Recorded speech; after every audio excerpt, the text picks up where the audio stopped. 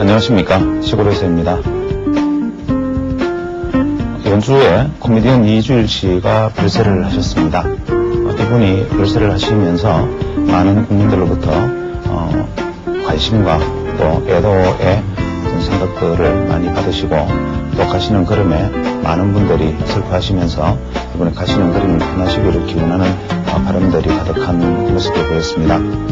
물론 이분이 한 당대를 풍미했던 유명한 코미디언의 별세다라는 관점에서도 시장에서는 충분히 시중에서 화제가 될 만했지만, 이분이 더더욱 가시는 길을 아름답게 빛내신 것은 자신이 마지막 가시는 길에 자신의 어떤 질병을 부끄러워하지 않고 많은 사람 앞에서 자신의 질병을 다른 사람들이 답습하지 않게끔 금연 홍보에 진력하신 이후에 가셨기 때문에 그분의 어떤 가시는 걸음이 더욱더 빛나지 않나 생각합니다. 물론 저는 이분이 가신 다음에 각 방송사나 그 외 언론 매스컴이 좀 다소 지나치지 않는가라는 생각이 들 정도로 너무 어떤 한 분의 어떤 별세 소식에 대해서 과연 이렇게까지 해야만 하나라는 약간 우리나라 언론에 대한 약간의 부정적인 생각도 일부 들지 않은 바는 아니었지만, 이제는 전적으로 이분의 가시는 걸음을 더욱더 빛내는 어떤 특집을 하더라도 유감이 없다는 생각이 들게 되었습니다. 이유는 아직 그 이외에 지금은 그러지 않겠지만 불과 5년 10년 전만 하더라도 코미디언이라는 직업은 많은 사람들로부터 그리 존경을 받을 수 있는 직업은 아니었음에도 불구하고 이분은 마지막에 존경을 받을 수 있었다는 점, 즉 이 점은 무엇이냐면, 우리 사회가 과거 중국의 어떤 묵자나 혹은 한비자와 같은 법과와 묵과의 영향을 받은 정치 지배 체제를 가지고 있었기 때문에 우리 한국 사회는 여전히 지식사회 혹은 정치 권력, 권력사회, 권력지향적인 이러한 모습들이 상당히 강했고, 따라서 두뇌를 사용해서 일을 하는 직업을 가진 사람들 혹은 전문직 종사자, 사무직 종사자들에 대해서는 그분들이 받는 대가나 그분들이 받아야 되는 사회적 처우에 대해서 당연시하는 분위기이지만, 반대로 훨씬 더 힘든 육체적 노동에 종사하시는 분이나 그 이외에 우리가 통속적으로 별로 진중하지 않다라고 생각하는 일들에 종사하시는 분들에 대해서는 다분히 경연시하는 우리 풍토가 상당히 만연해 있습니다. 특히 가끔 신문기사나 매스컴을 살피다 보면 버스 기사의 월급이 얼마인데 어떠하다, 혹은 현재 대기업 근로자의 대졸 대기업 근로자 5년차의 연봉이 이런데 기관사 연봉이 이 정도면 엄청나게 많은 것이 아니냐, 이러한 정도의 어떤 비유와 어떤 사례들을 많이 발견하게 됩니다. 그러나 우리가 분명한 것은 우리가 어떠한 요소에서도 그 한 사람 한 사람의 어떤 중요도가 하나도 가벼운 것이 없듯이, 우리가 육체적 노동에 종사를 하든 정신노동에 종사를 하든 그 노동의 가치는 다 같이 값진 것이기 때문에 어떠한 부분에 종사를 하면 존경을 받고 어떠한 부분에 종사를 하면 그렇지 못하다라는 관념들과, 특히 흔히 말하는 우리가 사회적 약자로 통칭할 수 있는 장애인들과 그 외에 각종 사회적 약자들 혹은 경제적 약자들에 대해서도 우리 가지고 있는 모든 생각들이 아무도 존경심과 또 그분들의 어떤 가치에 대해서 인정하려 들지 않는 이러한 어떤 사회적 풍토가 어떤 이주일 씨의 죽음을 바라보면서 오버랩되는 모습을 저는 느꼈습니다. 가끔 이러한 어떤 모든 사회적 현상들에 대해서 당연시하는 구조들을 많이 발견하게 되지만, 우리는 이제 과거의 사회적 약자들 혹은 경제적 약자들이 신분 상승의 엘리베이터로 사용할 수 있었던 유일한 어떤 수단이었던 공부라는 것, 이 부분이 현재 사회적으로는 용인되어 왔던 신분 상승의 유일한 통로였음에도 불구하고, 지금은 오히려 만약에 이러한 어떤 학업, 공부 혹은 정신노동 종사자들만이 존경받고 대우받는 사회가 된다면, 이제는 그나마 그러한 어떤 학업을 통해서 과거에 고시 공부를 열심히 해서 농사꾼의 아들이 판사가 되는 이러한 일들조차 이제는 벌어지기 어려운 사회구조가 되어 있습니다. 가진 사람들의 자제는 어릴 때부터 고액가외와 아주 인류학원에서 아주 철저한 트레이닝을 받는 학습을 하고, 그렇지 못한 학생들은 아무리 재능이 뛰어나다 하더라도 학습권의 기회마저 박탈당해야 하는 사회적 여건 속에서 이제는 더욱더 가진 자의 사회 혹은 힘이 있는 자의 사회로 점점 바뀌어가는 것을 부인할 수 없습니다.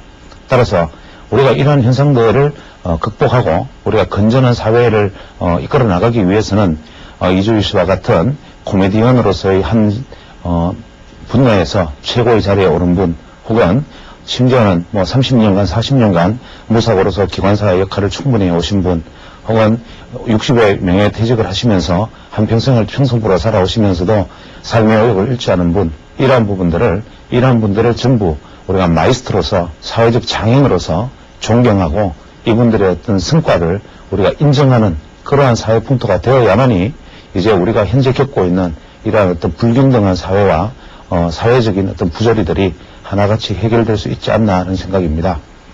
이런 많은 생각들이 이주일 씨가 가시는 모습 속에서 이 코미디언 이주일 씨를 존경하고 연모하고 추모하는 물결 속에서 우리가 좀 더 넓혀서, 시각을 넓혀서 그 못지않게 많은 사람들의 훌륭한 분들의 역할에 대해서도 인정하는 사회, 그러한 사회가 하루빨리 다가오는 것이었으면 하는 바람입니다.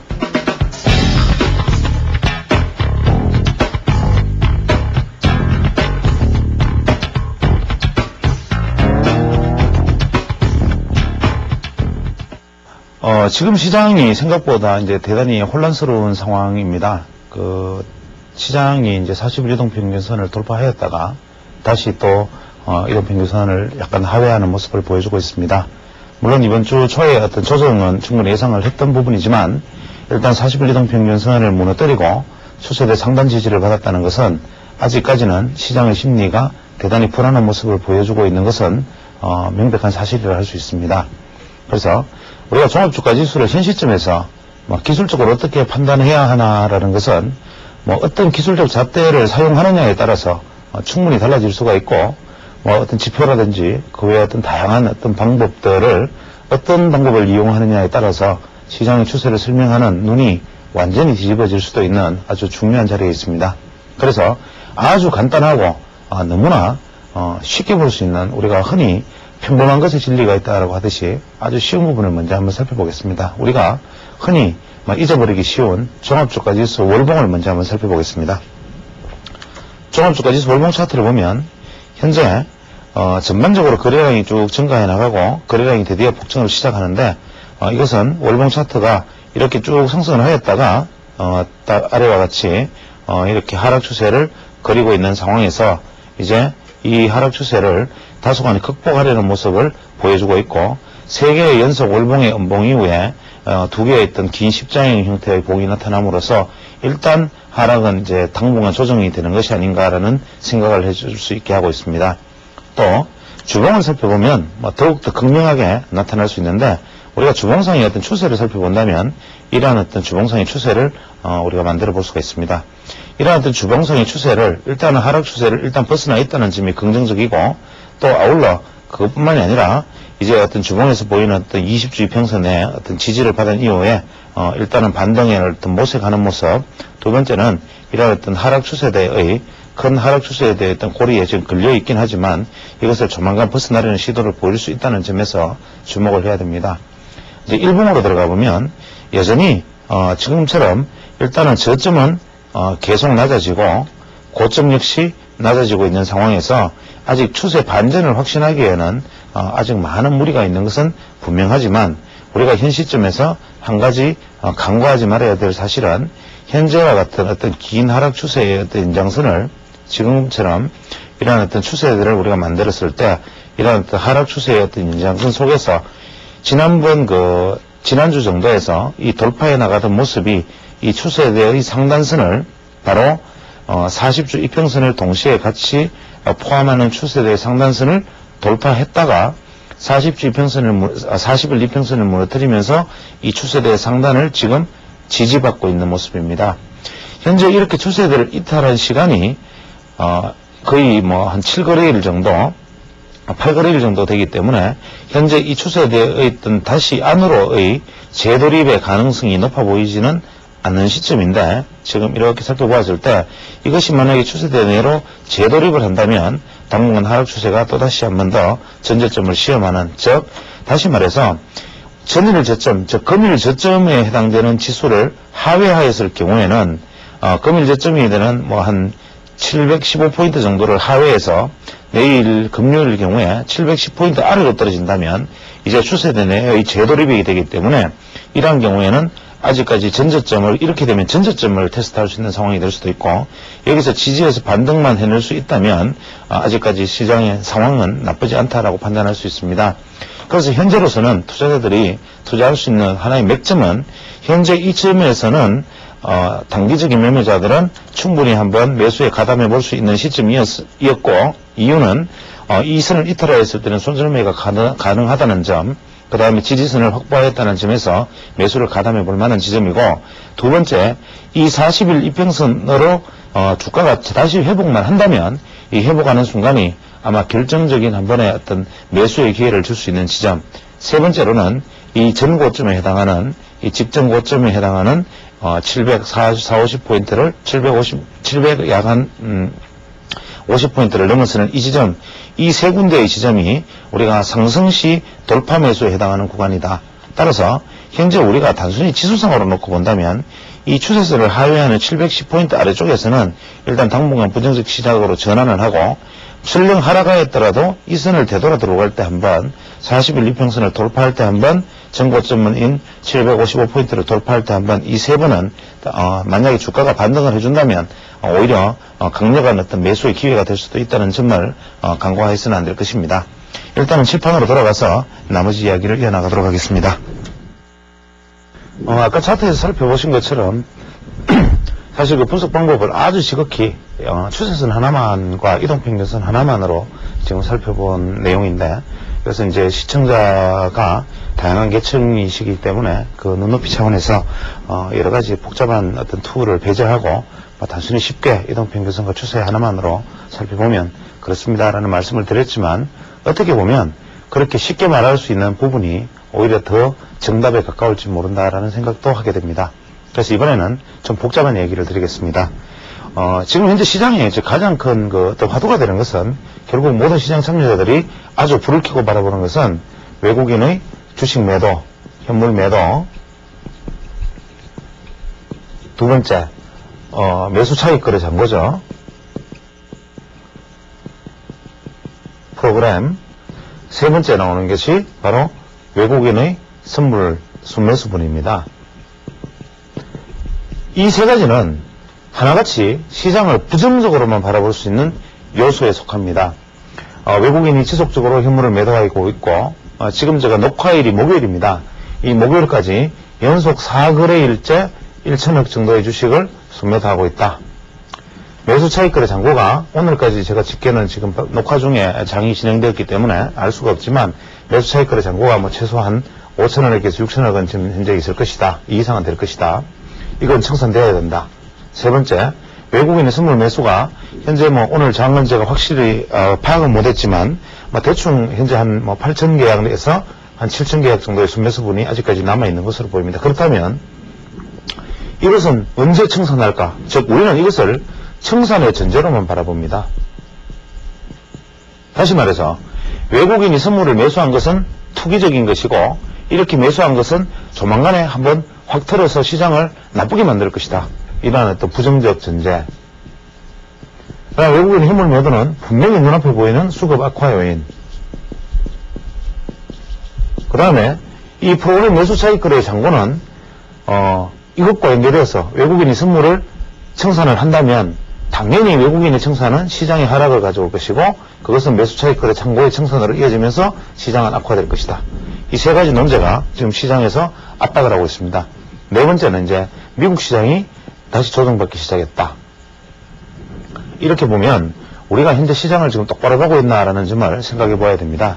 일전에 제가 말씀드렸지만 외국인이 선물을 순매수를 당시에 지금 약 4천 계약까지 끌어올려서 지난주에 말씀드린 대로 저는 아마 한 10,000계약 정도 수준까지 줄인 다음에 다시 올릴 것 같다라는 말씀을 드렸고, 이 말씀을 드린 근거는 외국인들이 단순히 단기 차익 거래를 하기 위해서, 단기 선물에서 소위 말하는 이 투기적 거래를 하기 위해서 선물을 끌어올렸다면, 이 외국인들의 포지션의 어떤 리스크라는 측면을 놓고 감안한다면 이러한 리스크를 감내하면서 시장의 주요 기점을 끌어올릴 때까지 이 정도가 아니고 이것을 넘어서는 우리가 종합주식기준으로 730에서 735포인트를 넘어서는 수준, 이 정도까지 선물을 매수해서 끌고 갔다는 점, 바로 이 점이 바로 이점에서 끝났다면 계약수에 상관이 없이 문제가 되지 않겠지만 이렇게 끌어올렸었다는 점, 그 다음에 이것이 조정을 받는 것은 당연한데 이 조정의 폭이 물론 제 예상보다는 좀 깊었고 약 한 저는 10,000계약 정도까지 줄이지 않을까 생각했는데 약 한 6,000계약 수준까지 줄여놨다. 즉 단기적으로 약 한 8,000에서 9,000계약을 청산을 했다. 이것은 제가 5,000계약 청산을 할 것이라고 생각한 것보다 다소 많긴 하지만 어쨌거나 이것을 청산한 건데 지난번에 말씀드렸던 투자 심리의 입장에서 바라보면 외국인은 탱크처럼 밀고 올라가서 현재 벽과 철조망을 무너뜨린 다음 이 구덩이 앞에서 현재 멈춰 섰을 때 보병들이 어떻게 가담을 하느냐, 즉 개인들이 이때 그 이외의 주체들이 어떻게 움직이느냐를 테스트하고 만약에 보병들이 나서주지 않으면 탱크는 철수를 하겠지만 보병들이 나서준다면 그 다음에 발판을 깔아서 이제는 같이 가는 동행 국면이 발생할 수 있다. 뭐 이런 말씀을 드렸는데 여전히 역시 외국인들은 이렇게 지금 줄인 다음에 다시 끌어올려서 또 9,000계약을 넘겼다가 뭐 오늘 제가 아까 전장까지 1,000 얼마 지금은 1,600계약 판 걸로 알고 있습니다만은 어쨌거나 현 시점에서도 아직 매수 포지션을 안고 가는 것은 역시 외국인들이 일거에 9,000계약을 매도하였음에도 불구하고 시장의 하방 경직성은 뚜렷했다. 즉 다시 말한다면 외국인들이 탱크가 밀어 올린 자리를 다음에 이것을 관망할 시기에 충분한 새로운 매수 주체들이 일단 등장해 주었다는 힘은 테스트를 했다. 그렇다면 어떤 결정적 계기가 주어진다면 이제 다시 비추겨놓은 힘으로 치고 나갈 수 있는 가능성이 있다라고 판단을 하고 있는 것이죠. 이것이 시장의 어떤 다른 어떤 단기적 악재 요인과 맞물려서 청산 전략으로 넘어갈 수는 있다 하더라도 최소한 한 주체가 리스크 한도가 약 15,000계약 정도로 보이는데 이 리스크 한도를 거의 극대치로 안을 수 있는 상황에서 단기 차익 거래를, 단기 투기 거래를 한다는 것은 사실상 우리가 생각하는 것 이상으로 쉽지 않다는 점에서 이러한 점들은 현재 외국인 주체들, 특히 선물 파생 투자자들은 일단은 현재 이 시점 중요한 저항선들을 한번 넘겨서 비록 떨어졌지만 돌파해 나갈 수 있지 않겠나라는 기대를 선물 시장에 반영하고 있는 것이라고 봐야 됩니다. 즉 이것은 단기적인 선물 수익을 내기 위한 행동이 아니라 실제로 시장이 그렇게 가지 않는다 하더라도 이 파생 거래자들은 일단은 시장을 한번 되돌려 볼 수 있는 포인트에 도달을 했다. 한번 시도해보자라고 생각하는 긍정적인 마인드를 실제로 가졌었다는 것이죠. 그래서 지금 역시도 우리가 외국인의 어떤 선물 매수 매도에 일희일비하는 이 현상 자체가 얼마나 바람직하지 않는가 하는 것은 본강의 시간에 말씀을 드리도록 하고 심지어는 뭐 지난 화요일 날 다시 외국인이 선물 매도를 했을 때 뭐 시장에서는 외국인이 손절매했다, 뭐 어떻게 이렇게 외국인 평균 매수 단가가 얼마인데 얼마 떨어졌기 때문에 손절매를 막 하기 시작했기 때문에 이렇게 됐다, 뭐 가전 분석들이 나왔지만 사실은 이 포지션을 놓고 보았을 때 이것은 손절매 수준은 아니고 시장을 테스트하고 일단은 시장이 고점을 끌어올린 상황에서 직접적으로 다른 주체들이 개입을 하지 않기 때문에 리스크 포지션을 축소했다는 개념으로, 즉 이 정도로 돌파시켜 놓고 이 정도로 리스크 포지션을 지금 축소했다는 개념으로 바라봐야 하지만 아직도 여전히 공격적으로 돌파해낼 수 있는 가능성이 높다라고 판단하고 있는 것이죠. 그래서 우리는 시장에서 모든 것을 부정적으로 보기 시작하면 그 부정적인 관에서 벗어나지 못하고 긍정적으로 생각하기 시작하면 그 긍정적인 관에서 벗어나지 못하는 습관들을 일단 버리고 현재 시장의 추세와 방향이 어떻게 되든 간에 현재 어떤 파생 시장에서의 흐름은 그러하다라고 생각하면 됩니다. 두 번째, 우리가 매수 차익 거래 잔고가 현재 제가 오늘 집계를 알 수가 없습니다. 그래서 일단 5천억이라고 우리가 집계를 하죠. 이것보다 훨씬 많습니다만 가정을 했다 하더라도 시장 베이시스가 대충 이게 거의 대부분이 언제 들어갔느냐 하면 시장 베이시스가 제로일 때, 또 시장 베이시스가 마이너스 1일 때 마이너스 0.1 혹은 플러스 0.1 수준에서 들어온 게 거의 반 정도 물량인데 지난 화요일과 오늘 같은 경우에 시장이 거의 마이너스 0.2포인트를 넘어서는 정도 혹은 마이너스 0.3포인트 수준까지의 배고데이지를 일시적으로 계속 만들었음에도 불구하고 청산 물량이 생각보다 그렇게 많지 않았다는 점을 감안한다면 의외로 이 매수 차익 거래 잔고 청산의 가능성이 그리 높지 않다. 즉 단기적으로 들어온 물량은 중간중간에 이미 다 청산이 되었고 그 위에 베이시스가 다소 확장되었을 때 들어왔던 물량이 오히려 많기 때문에 이 베이시스가 확장되었을 때 들어왔던 이 물량들의 청산은 앞으로 시간이 좀 걸릴 것이다. 즉 이게 너무 지나친 투기적인 물량은 아니다. 이렇게 판단할 수가 있습니다. 따라서 현재 프로그램 잔고는 어떤 면에서는 다소 적정하다고 볼 수 있는데 이러한 관점에서 다 놓고 본다면 우리가 현재 선물시장에서는 90포인트, 즉 선물시장에서 오늘 종가가 어떻게 끝났는지 알 수 없지만 제가 오늘 아침 방송에서 말씀드리기는 90포인트가 지난 화요일날 이런 얘기를 드린 걸로 알고 있습니다. 이점에서 90포인트 지지가 가능해진지를 살펴보고 90포인트 지지가 가능하다면 방향성은 아직까지는 하락 방향성을 잡고 있는 것은 아니다. 그 다음에 또 한 가지는 현재 옵션 메이저들이 특히 증권사를 중심으로 한 옵션 메이저들이 지금 시기 정도 되면 이 옵션의 프리미엄이 급격히 감소가 되는 시기이기 때문에 강력한 매도 전략을 구사해야 함에도 불구하고 아직까지도 다분히 이 변동성을 기대하는, 즉 아직까지도 양매수 전략을 구사하는 주체들이 상당히 눈에 보인다는 점, 이러한 점들은 현재와 같은 어떤 중요 변곡점에 도달했을 때 시장이 급등락에 대한 기대를 메이저들이 지금 하고 있다는 점.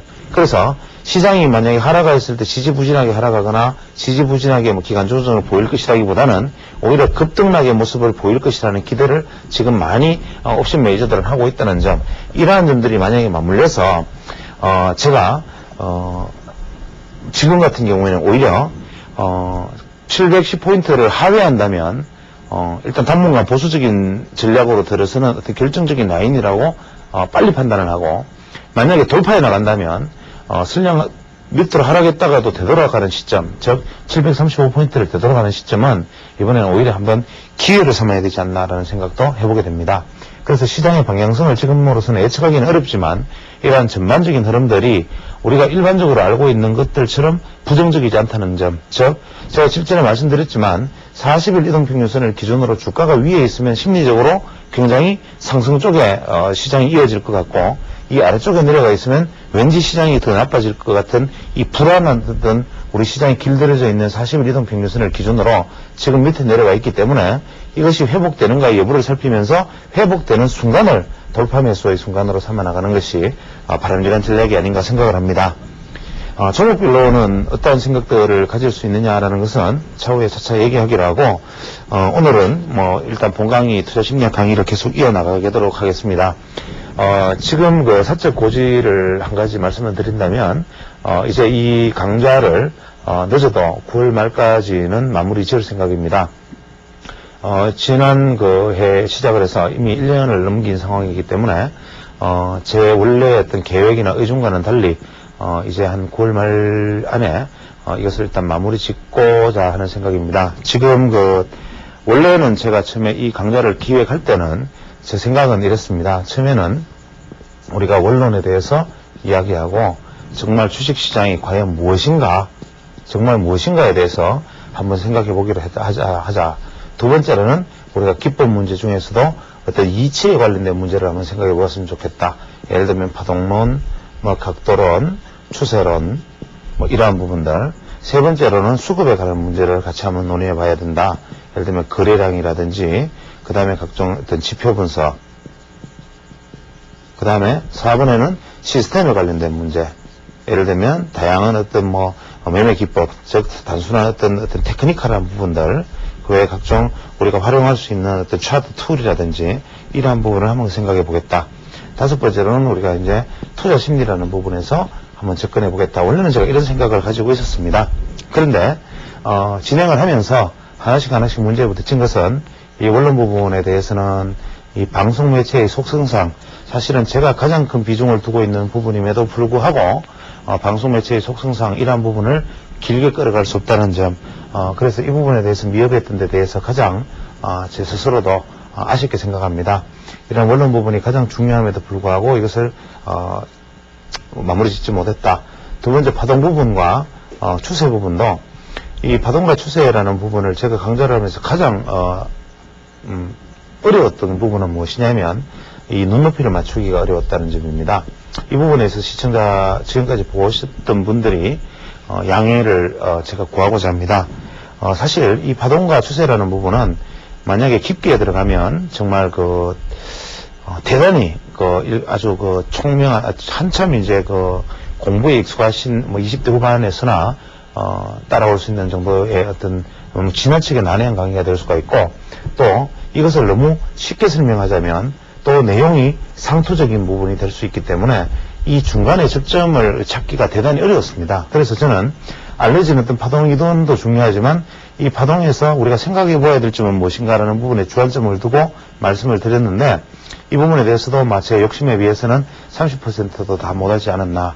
이게 만약에 어떤 대상자가 똑같은 대상, 예를 들어서 대학생 10명, 그 외에 30대 10명, 그 다음에 주식 투자를 오래 하신 분들 또 몇 명 이렇게 나누었다면 그 안에서 집중적으로 충분히 토론될 수 있는 부분이지만 이럴 수밖에 없었던 점.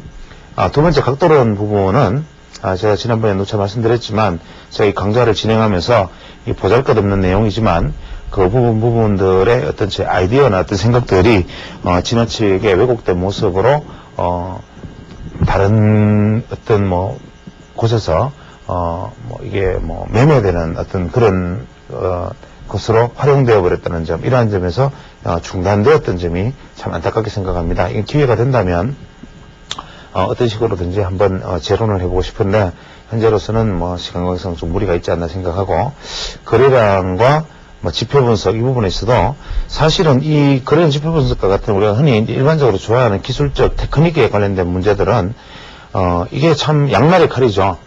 이것은 잘 다루면 그럴듯한 아주 좋은 투자 기법이 되지만 지나치게 맹신하면은 굉장히 바람직하지 못한 어떤 그런 것으로 갈 수 있고, 해서 실제로 제가 여기서 어떤 지표라든지 어떤 이런 것들은 RSI, 스타캐스틱 같은 것들의 어떤 개론만 이야기하고 사실은 이 부분은 그냥 접어두었죠.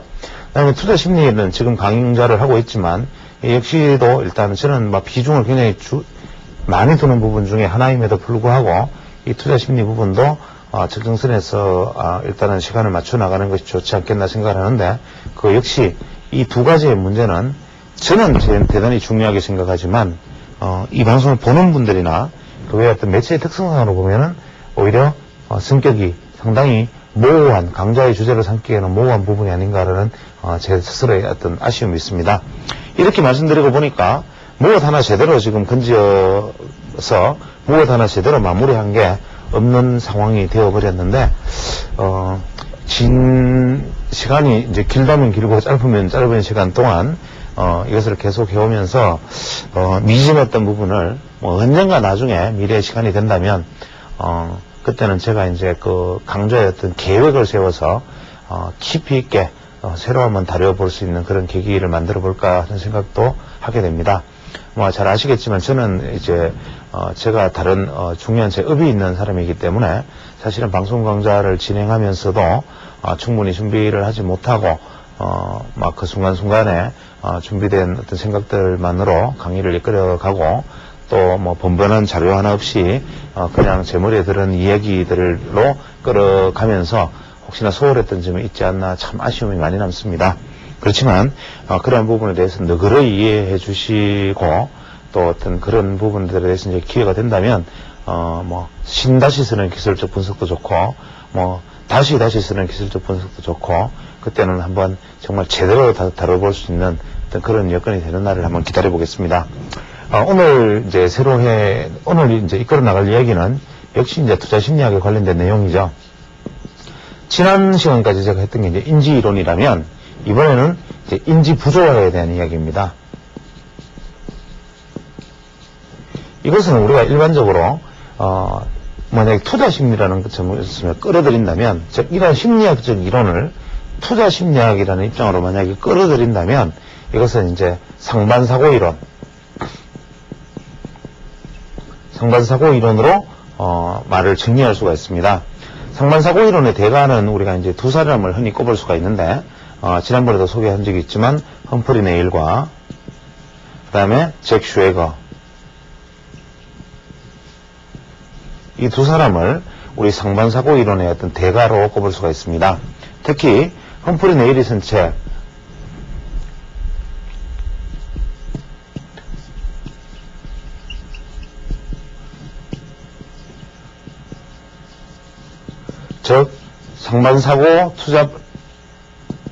상반사고 투자의 기법이라는 책과 두 번째, 잭 슈웨그가 쓴 책, 마켓 위저드.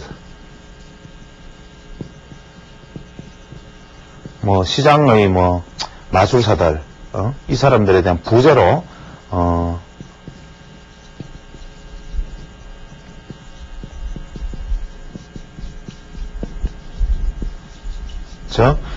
시장의 어떤 고수들과의 대화 혹은 인터뷰 이래가지고 나와있던 이 두 책이 사실은 이 상반사고 이론에 있어서는 가장 어떤 대표적인 어떤 이론서입니다. 특히 이 험프리 네일은 이 부분에 대해서 거의 이제 하나의 어떤 원조로 평가받는 사람이고, 잭 슈웨거는 이 이론을, 제가 예전에 잭 슈웨거의 이론 추세에 관련된 책을 한번 소개한 적이 있었는데, 이 잭 슈웨거는 이것을 좀 마켓화해서 좀 더 시장에 적용될 수 있는 수준으로 만들었던 사람이죠. 또 거기에 아울러서 이제 세 번째로 이러한 대중심리, 군중심리를 투자에 접목한 사람이 나오는데, 이것은 제가 잠깐 자리를 옮겨서 말씀드리면, 제가 책을 한번 소개하겠습니다. Trading with Crowd Psychology, 즉, 칼 기우스만이라는 사람이 쓴 책인데, 이 책이 보통 우리가 대중심리, 즉, 투자심리학의 어떤, 요 근래에 들어서 가장 추천할 만한 원전에 가까운 책입니다. 그래서 이런 책들, 이런 할 가을만의 대중심리 투자, 이 책들이 사실은 우리가 투자 심리에 있어서 가장 한번 새겨볼 만한 어떤 이론서들인데, 이 책은 제가 예담이지만 지금 출판을 목적으로 한 것이 아니라 언젠가 기회가 있다면 제가 차라리 저작권 문제만 없다면 인터넷상에서 한번 띄워볼 생각으로 지금 번역 작업을 이제 마무리 지었습니다만은, 이래서 이러한 이론들에 대해서 우리가 깊이 생각을 해보아야 되는데, 우리가 흔히 이제 투자 심리라는 어떤 그런 추상적인 주제를 가지고 이야기를 이끌어 나가기가 참 어렵습니다. 그런데 왜 이렇게 제가 소개했던 이런 사람들은 투자 심리라는 어떤 측면을 실제로 투자에 중시했고, 또 이분들의 책을 왜 제가 이렇게 마지막 시간에 들고 나왔는가, 즉 투자 심리학 강의를 앞에 원론 강의를 3시간 했습니다만은 왜 이 사람들을 제가 굳이 이렇게 아주 중요한 분들로 일가하느냐 하면, 어떤 면에서는 앞서서 지난 1년간 해왔던 기술적 분석에 관련된 내용보다 더 많이 우리가 배워야 할 가장 부족하면서 가장 중요한 부분이 아닌가 생각합니다. 우리 한국 투자자들이 가장 부족하면서 또 가장 가까이 하지 못했고, 또 그랬기 때문에 당해왔던 어떤 투자법에 대한 어떤 교훈들, 이러한 것들을 담고 있죠. 그래서 이 사람들이 가지고 있는 이 소위 말하는 이 상반사고 이론, 이것은 왜 생기느냐 하면 이런 사례를 한번 들어볼 수 있습니다. 현재 모 언론사에서 지금 하나 재미있는 이벤트를 하고 있습니다. 즉, 침팬지와 우리나라 유명 펀드 매니저에게 종목을 3개씩 고르게 하고, 이 고른 종목이 현재 수익이 어떻게 되나라는 것을 실제 지금 실시간으로 진행하고 있습니다. 그런데 한 가지 재미있는 것은 펀드 매니저 3명과 이 침팬지 2명이 고른 종목들을 지금 현재 계속 6개월간 결과를 추적하기로 했는데, 현재 이 침팬지가 1등과 2등을 차지하고 펀드 매니저가 3등, 4등, 5등을 지금 차지했습니다. 현재 우리나라에서. 물론 이것은 어떻게 본다면 그냥 한번 실수할 수 있는 일이지만, 이것이 과연 실수할 일인가를 한번 생각해 봐야 됩니다. 이러한 실험은 우리나라에서뿐만이 아니라 이미 외국에서 많이 행해졌습니다. 실험의 방법은 다른데, 침팬지에게 다트를 던지게 하고, 또 펀드 매니저에게는 종목을 고르게 하고, 침팬지는 다트를 던져서 종목을 고르고 했을 때 침팬지가 이겼다라는 얘기를 많이 들었을 겁니다. 그래서 실제로 우리는 어떠한 방식으로 골랐느냐 하면, 우리 시장에서는 시장 대표 종목에 한 몇백 개를 두고 그 안에서 구슬을 꺼내는 방식으로 진행을 했는데, 침팬지가 구슬을 꺼낸 종목이 펀드 매니저가 생각한 종목보다 미래 6개월의 결과가 어떻게 될지는 모르겠습니다만은 현재로서는 앞서 있다는 점, 이것은 과연 우리에게 어떤 것을 말하고자 하는가라는 점을 한번 생각해 보아야죠. 특히 이 투자 심리학에서 말하는 상반사고 이론을 이해하기 위해서는 제일 먼저 우리가 효율적 시장 가설이라는 어려운 이야기를 먼저 알아야 됩니다.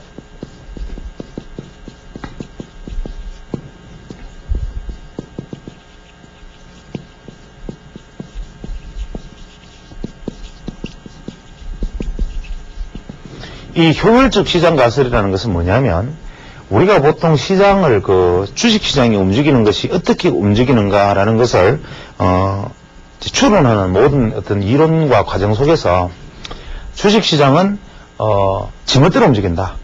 절대로 아무도 알지 못한다. 주식시장 알려고 드는 것 자체가 무모하다. 그래서 자기 멋대로 간다라는 랜덤워크 이론, 이 랜덤워크 이론과 그 다음에 주식시장이라는 것은 그 현재가 바로 모든 정보를 담고 있기 때문에 이 주식시장이라는 것은 현재 주가라는 것은 이미 일어날 일에 대한 모든 정보와 그것들에 반영될 수 있는 시장의 어떤 모든 정보가 한꺼번에 모두가 담겨져 있기 때문에 현재의 주가가 적정 주가이고 이 주가가 어떻게 가는지 역시 알 수 없다라는 이러한 가설, 즉 효율적 시장 가설이라는 게 있습니다. 이 효율적 시장 가설은 원래는 세 가지로 나눕니다. 즉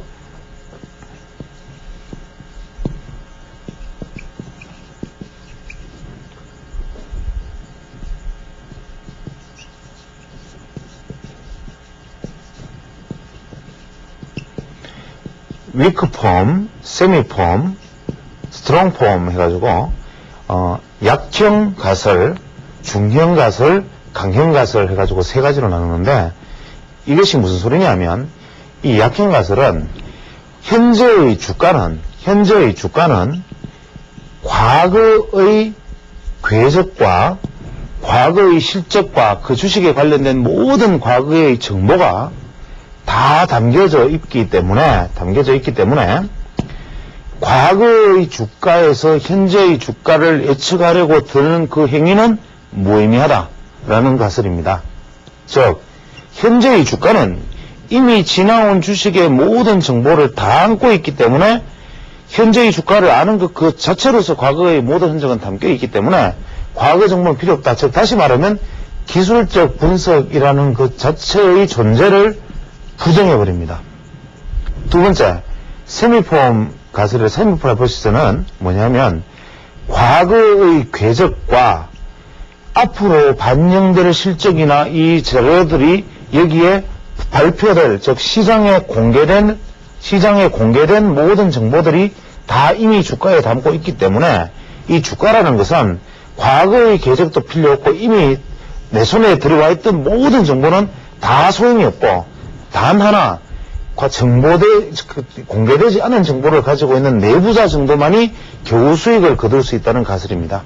세 번째, 스트롱폼 하이포시스, 즉 강형 가설은 뭐냐면 주가는 과거의 궤적 플러스 공개된 정보 플러스 미공개된 정보까지도 실제로는 내부자가 아는 그조차도 그 기업이 어떤 실적이 좋아져야 나중에 무슨 재료가 생기니까 이러한 어떤 모드 혹은 나빠지면 이러한 악재가 생기니까 내부자만이 알 수 있는 그 정보마저도 주식시장에 포함되어 있다. 그래서 이 1번이든 2번이든 3번이든 어떠한 경우든 간에 결국 주가는 이 강형, 즉 현재의 주가가 모든 것을 담고 있다는 이 가설로 움직이는 것이 맞는가 아닌가 알기 위한 실험입니다. 시간 관계상 일단 이 정도에서 마무리 짓고 다음 시간에 계속 이어서 진행하도록 하겠습니다.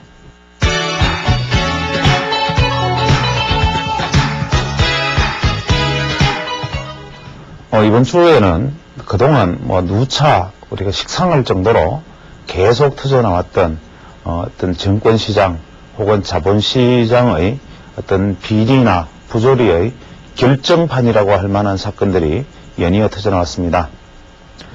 증권사 직원이 기관의 계좌를 도용해서 작전 세력의 주식 매도를 도와주기 위해서 허위 매수 주문을 넣는가 하면 또 한편에서는 코스닥 기업의 대주주가 직접 시세 조정에 가담해서 시세 조정을 하다가 사법당국에 적발되어서 처벌을 받는 일이 일어나고 또 은행에서는 여직원이 은행의 돈을 고객의 돈을 빼돌려서 내연의 애인과 같이 도주하였다가 잡혀서 구속되고 마을금고에서는 아주 오랜 기간 몇 년간에 걸쳐서 많은 돈을 빼돌린 여직원이 이제 적발되는 아주 이제는 뭐 들어도 별로 놀라지 않을 만한 사건들이 연이어서 터지는 모습입니다.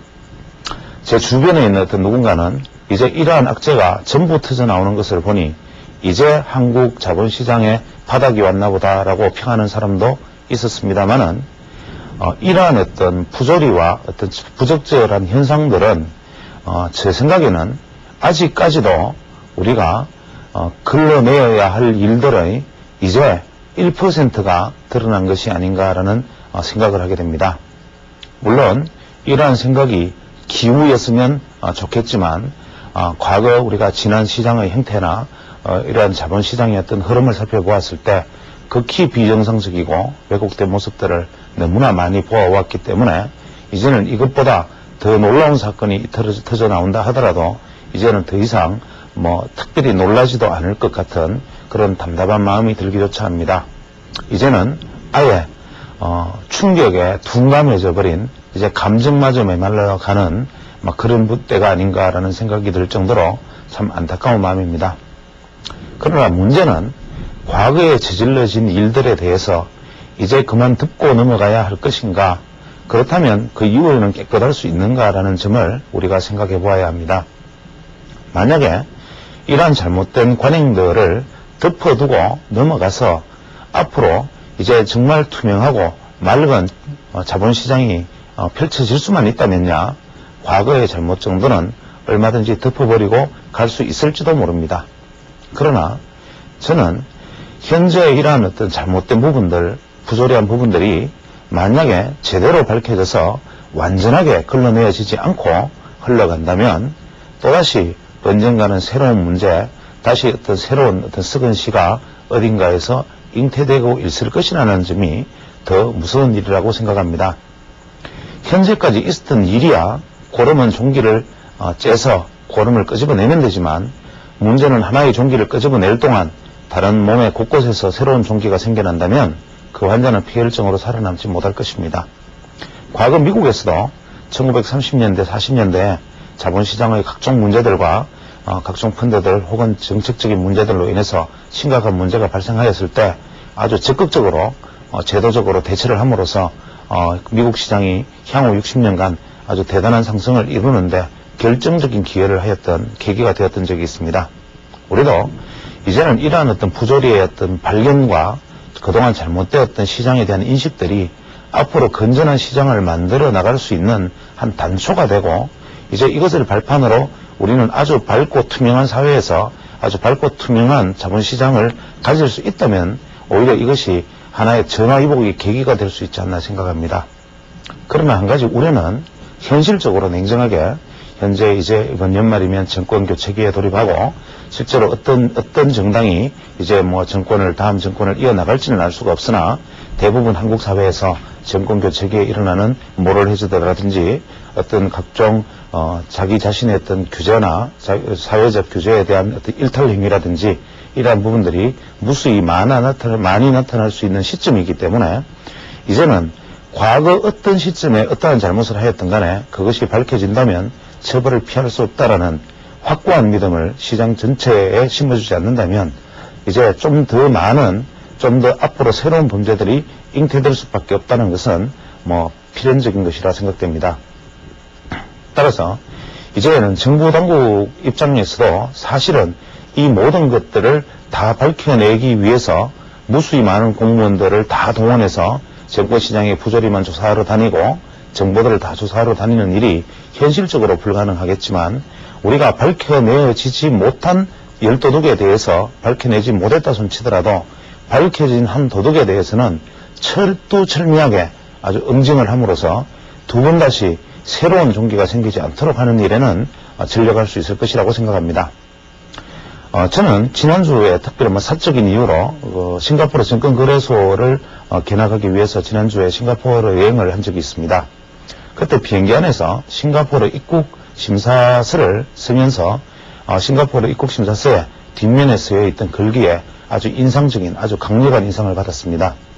거기에 쓰여 있던 글귀는 만약에 당신이 싱가포르 내로 마약을 반입한다면 당신은 죽을 것이다 라는 아주 외국인 관광객들에게는 거의 불쾌감을 불러일으킬 수 있을 정도의 수준의 강력한 경고 문구가 쓰여 있었고, 실제로 싱가포르에서는 마약을 소지한다든지 혹은 아주 부적절한 방법으로 폭력을 통해서 만약에 이성에 대해서 성적 가해를 가했을 경우에는 그 역시도 바로 사형을 시킬 정도로 아주 강력한 처벌과 범죄 예방책을 가지고 있습니다.